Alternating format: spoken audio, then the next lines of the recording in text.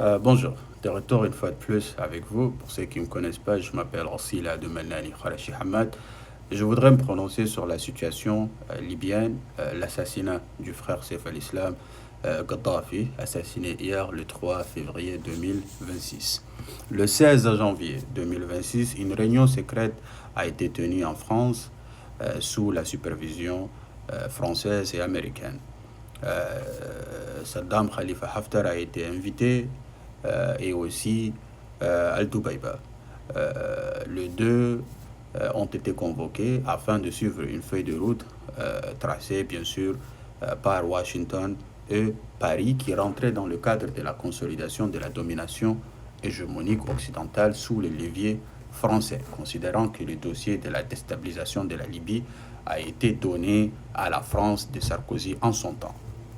D'ores et déjà, l'objectif de la rencontre est pur et simple: éliminer ou écarter les anciens visages. Nous avons par exemple Aguil Saleh, le président du Parlement libyen, par exemple. Il a annoncé sa candidature à la présidentielle. Nous avons aussi Saif al-Islam qui a annoncé aussi sa candidature. Saif al-Islam représentait une alternative, un espoir que les Libyens se sont rendus un peu à l'évidence que cette personne pourra être celui qui est doté d'une capacité qui va rentrer dans le cadre d'abord d'unir le pays et de progresser vers l'avant. Une personne qui connaît le contour de la vie politique, économique, sociale de la Libye ainsi que de la réalité africaine.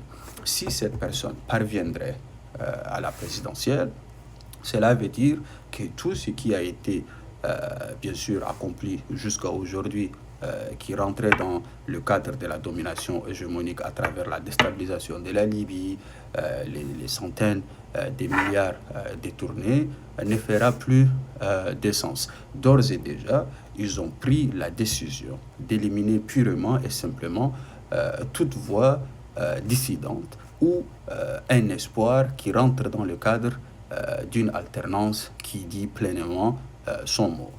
Cela étant dit, l'objectif n'était pas seulement l'élimination des anciens visages, mais aussi d'obtenir le contrôle.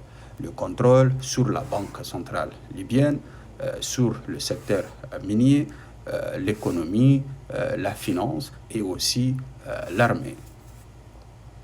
Au tout début de la prise du pouvoir du président français Emmanuel Macron, il avait annoncé que la France cherche par tous les moyens afin de pouvoir réduire son effectif en Afrique. On parle de leur présence militaire.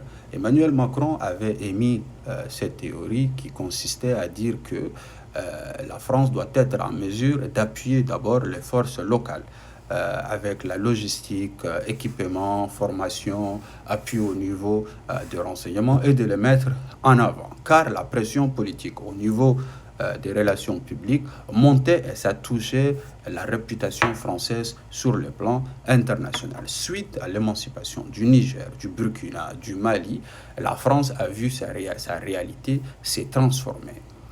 Aujourd'hui, les choses, malheureusement, commencent à prendre une autre tournure. La France, afin de redorer son image et de redorer l'image de ses patins serviles en Afrique, en l'occurrence le Tchad et la Côte d'Ivoire, ils ont permis à ces deux dictateurs dociles à l'intérêt de la France d'annoncer un semblant de rupture, une rupture qui n'a jamais dit son nom. La rupture avait deux objectifs: redorer l'image de ces patins serviles, les présenter en tant que des panafricanistes, et le deuxième volet, une fois de plus, la France parviendra à contrôler le récit, le narratif sur la volonté de l'émancipation des pays africains sous tutelle de la France. Elle a été en mesure de contrôler le narratif, elle a été en mesure de redorer l'image de ces patins serviles, une fois de plus, à travers ces soi-disant panafricanistes dépourvus d'objectifs, hormis la volonté de capitaliser sur la douleur des Africains.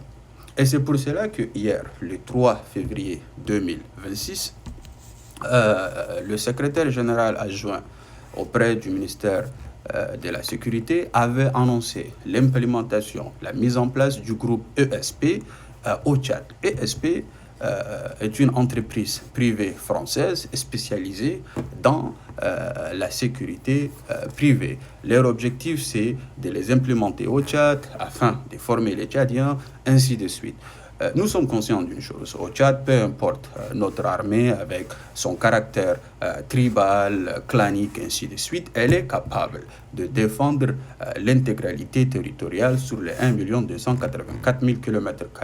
Tandis que nous avons toujours été l'instrument le plus idéal dans la destruction, dans la déstabilisation des pays, de la sous-région, afin, une fois de plus, de permettre la domination hégémonique française, d'ores et déjà, la mise en place et l'implémentation de cette entité ESP au Tchad, annoncée par le secrétaire général adjoint auprès du ministère de la Sécurité suite à la visite du président tchadien adoubé par Emmanuel Macron récemment en France.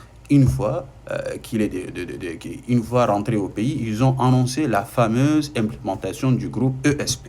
Et cela vous explique une fois de plus les propos tenus, les stratégies mises en avant par le président français Emmanuel Macron, qui rentrait dans le cadre de la réduction de leurs forces militaires en Afrique, précisément au Sahel, et de renforcer la montée en puissance des forces de défense locales un peu partout en Afrique, et ces forces seront utilisées bien sûr par la France, appuyées par le renseignement français, afin une fois de plus de faire valoir l'intérêt et surtout faciliter la domination hégémonique française. Et cela vous explique une fois de plus la complicité de la France dans le dossier de l'assassinat de l'opposant historique Ibn Omar Mohamed Saleh, et récemment dans l'assassinat de l'opposant Yahya Dilo. Et vous allez pouvoir une fois de plus comprendre jusqu'à aujourd'hui pourquoi Machar Succès est emprisonné et pourquoi le Tchad et les pays africains sont conduits et sont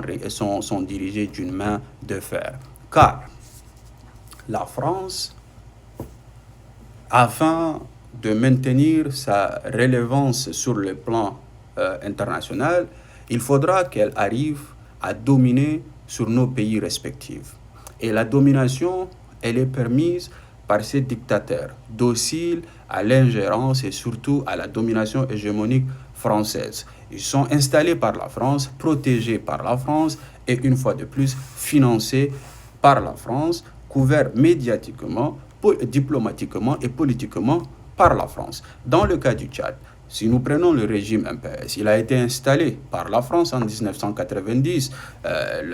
L'ancien directeur général des renseignements extérieurs français avait tenu le propos en 1989, soi-disant qu'il avait décidé que le régime du président Hissène Habré doit quitter le pouvoir par tous les moyens, car ce dernier avait décidé de faire un bébé sur le dos de la France. La France a adoubé le président Idriss Déby, elle l'a installé, il a servi ses intérêts. À la fin, lorsque Idriss Déby a pu se doter d'une maturité politique, la France l'a purement et simplement éliminé par l'immixtion de son propre cercle sécuritaire. Et son fils a entravé une enquête internationale sur son assassinat. Emmanuel Macron s'est déplacé au Tchad, a adoubé, a garanti la sécurité du président Mohamed Idriss Déby au détriment de l'intérêt tchadien. Il a piétiné la constitution tchadienne. L'actuel ambassadeur français au Tchad est un colonel élite de la gendarmerie française reconnu au niveau mondial. L'implémentation du groupe ESP aujourd'hui au Tchad rentre dans le cadre de la domination hégémonique de la France, et les prochaines cibles seront le Burkina, le Niger et le Mali. À bas la tyrannie, à bas l'impérialisme, à bas l'ingérence et à bas tous ces tyrans dociles à l'intérêt de la domination hégémonique française. Wa inna lillahi wa inna ilayhi raji'un. Notre frère c'est Saif al-Islam, que son âme repose en paix. Salam alaikum wa rahmatullah.